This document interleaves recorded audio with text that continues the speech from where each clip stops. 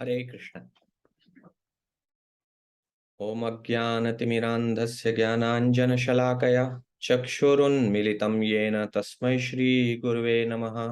नमः ओम विष्णुपादाय कृष्णपृष्ठाय भूतले श्रीमते भक्तिवेदान्तस्वामिन्निति नामिने। नमस्ते सारस्वती देवी गौरवाणी प्रचारिणी निर्विशेष शून्यवादी पाश्चात्य देशतारिणी। जय श्री कृष्ण चैतन्य प्रभु नित्यानंद श्री अद्वैत गदाधर श्रीवासादि गौर भक्त वृंद। हरे कृष्णा कृष्णा कृष्णा हरे हरे, हरे राम राम राम हरे हरे। हरे कृष्णा। तो आज हम डिस्कस करने वाले हैं कि ये जो न्यू ईयर है, जो हमारा उगादी जिसको हम कहते हैं, या चैत्र शुक्ल प्रतिपदा, जो हिंदू न्यू ईयर है, वो हमारे देश भारतवर्ष के लिए किस प्रकार रहने वाला है। तो सबसे पहले भारतवर्ष की कुंडली के हिसाब से ये वर्ष ट्रांसफॉर्मेशन का होने वाला है, परिवर्तन का होने वाला है। इस देश में, भारत में बहुत सारे परिवर्तन होने वाले हैं। और स्पेशली आप देखेंगे कि आईटी सेक्टर में कुछ नए परिवर्तन हो सकते हैं, कुछ नए लॉज आ सकते हैं। कम्युनिकेशन सेक्टर में कुछ ना कुछ परिवर्तन आप देख सकते हैं। इसके अलावा भारत में कुछ हेल्थ इश्यूज भी रहेंगे, जैसे कि वायरल इन्फेक्शंस, इस प्रकार के इन्फेक्शंस भी फैलेंगे। कोविड पूरी तरीके से नाश नहीं होगा, कुछ ना कुछ कोविड के ट्रेसेस भी रहेंगे और कुछ नए प्रकार के वायरल इन्फेक्शंस रहेंगे। लोगों को जो बीमारियां हैं, वो यौन रोग से संबंधित बीमारियां भी परेशान कर सकती हैं कहीं ना कहीं। स्त्रियों की रक्षा के लिए लॉ बनाने की आवश्यकता महसूस होगी, क्योंकि स्त्रियों के ऊपर होने वाले अत्याचार, ऐसे केसेस कुछ सामने आएंगे जो भारत को, संपूर्ण भारत को परेशान करेंगे, और कुछ ना कुछ लॉ बनाने की डिमांड भी उठेगी। लेकिन एक अच्छी बात है कि अगले वर्ष भारत में एजुकेशन सेक्टर में, यानी शिक्षा के क्षेत्र में बहुत बड़ा बूम आएगा। शिक्षा के क्षेत्र में भारत एक अद्वितीय नेता बन के उभरेगा, और बहुत सारे देशों से लोग आकर यहाँ पर शिक्षा अध्ययन करने का प्रयास करेंगे। वर्ल्ड स्टेज पर भारत बहुत प्रभावशाली रूप से अपने विचारों को रख पाएगा, और भारत की साख एक नेता के रूप में उभरेगी, क्योंकि विश्व को ऐसे सलाहकार की आवश्यकता रहेगी जो पूरी तरीके से न्यूट्रल होके विश्व के प्रगति के लिए लोगों को और पूरे विश्व को गाइड कर सके। तो इस समय भारत एक नेतृत्वशाली देश के रूप में उभरेगा। तो बहुत ही इम्पैक्टफुल मैनर में, बहुत ही प्रभावशाली तरीके से भारत अपनी बात प्रस्तुत करेगा।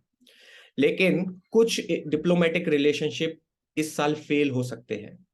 इस प्रकार के कुछ रिलेशनशिप जो भारत ने बनाए हैं विभिन्न देशों से, कहीं कुछ वहां पर समस्याएं भी उत्पन्न होती दिखाई देंगी।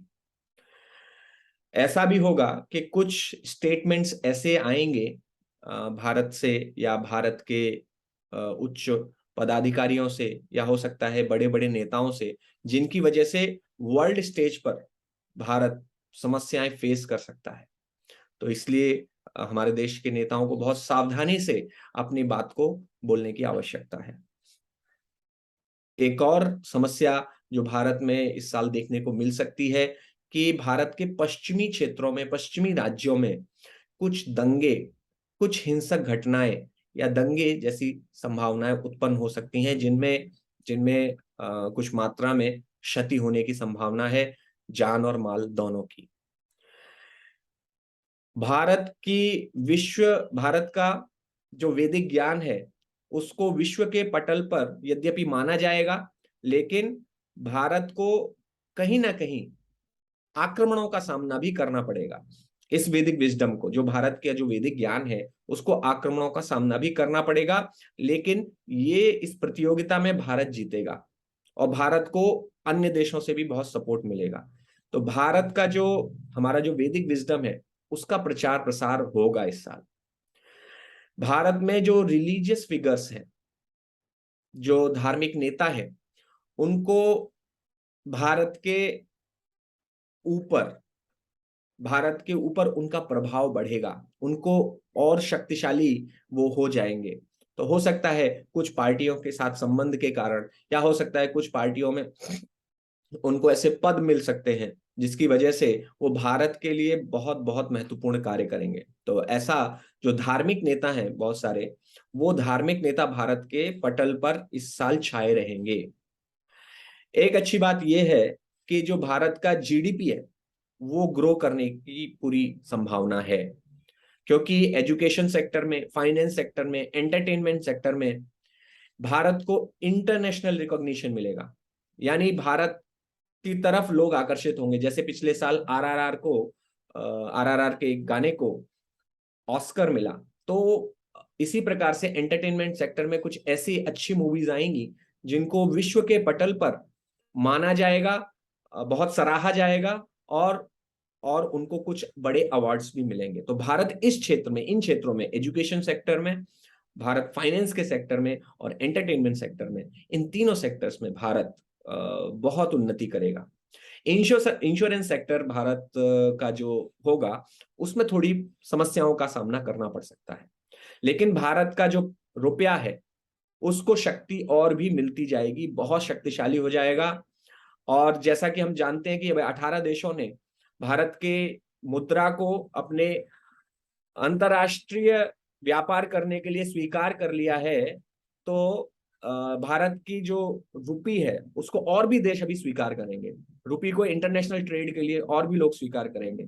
तो भारत को विदेशी देशों में, यानी विदेशों में, बहुत सारे देशों में भारत को बहुत शक्ति मिलेगी, भारत का इन्फ्लुएंस बढ़ता जाएगा। रियल एस्टेट सेक्टर बहुत अफोर्डेबल हो जाएगा। इस वर्ष लोग प्रसन्न रहेंगे, भारत में ओवरऑल खुशहाली रहेगी, ओवरऑल लोग सेटिस्फेक्शन, एक संतुष्टि का अनुभव करेंगे। और जो लोग घर मकान खरीदना चाहते हैं, जमीन खरीदना चाहते हैं, आप देखेंगे कि ज्यादा अफोर्डेबल हो जाएंगे, तो इस वजह से लोग उनको खरीद पाएंगे। एक ऐसी समस्या हो सकती है कि कोई विदेशी स्त्री की वजह से या विदेशी स्त्रियों की वजह से भारत को कुछ समस्याओं का सामना करना पड़ सकता है। वो जो है भारत के लिए शत्रुवत कार्य कर सकती हैं, भारत में सत्ता को गिराने की कोशिश कर सकती हैं। बहुत सारे ऐसी संस्थाएं भी हो सकती हैं जो स्त्रियों के माध्यम से भारत को भारत को नीचा दिखाने की कोशिश करें। तो इसलिए भारत को सावधान रहने की जरूरत है। लेकिन अगर देखा जाए ओवरऑल दृष्टिकोण से, तो भारत इस साल बहुत अच्छी प्रगति करेगा। विश्व के पटल पर भारत का लोहा माना जाएगा, भारत को लोग सराहेंगे और उसका अनुकरण करने की कोशिश करेंगे, अनुसरण करने की कोशिश करेंगे। भारत को नेतृत्व की क्षमता मिल जाएगी, भारत और देशों को के सामने ऐसे उदाहरण रखेगा जिसकी वजह से सारे देश भारत को फॉलो करने की कोशिश करेंगे। तो ओवरऑल देखा जाए तो ये साल भारत के लिए अच्छा रहने वाला है। और जहां तक की उम्मीद है कि इस वर्ष जो सत्ताधारी पार्टी है उसको पुनः जीत मिलेगी, वो पुनः राज्य करेंगे। अगर वैसे तो जो इलेक्शंस हैं वो अगले वर्ष में हो सकते हैं, लेकिन फिर भी इस कुंडली से, इस वर्ष की कुंडली से ये संभावना अधिक दिखाई देती है कि भारत की जो सत्ता पक्ष है वो शक्तिशाली रहेंगे और उनको डरने की जरूरत नहीं है, क्योंकि वो कार्य भी अच्छे करेंगे। तो हम अपने भारतवर्ष के लिए ये भगवान से प्रार्थना करते हैं कि भगवान इसी तरीके से हमारे देश को प्रगति के पथ पर बढ़ाते रहें, और जितनी भी समस्याएं हैं, जो भी कमियां हैं हमारे देश में, उसको अच्छे तरीके से हमारे देश के जो कानून बनाने वाले लोग हैं वो इन समस्याओं को सुलझाने के लिए, हल करने के लिए एक ईमानदार प्रयास करें, और हम इसी प्रकार से प्रगति के पथ पर बढ़ते रहें। Hare Krishna. Thank you very much.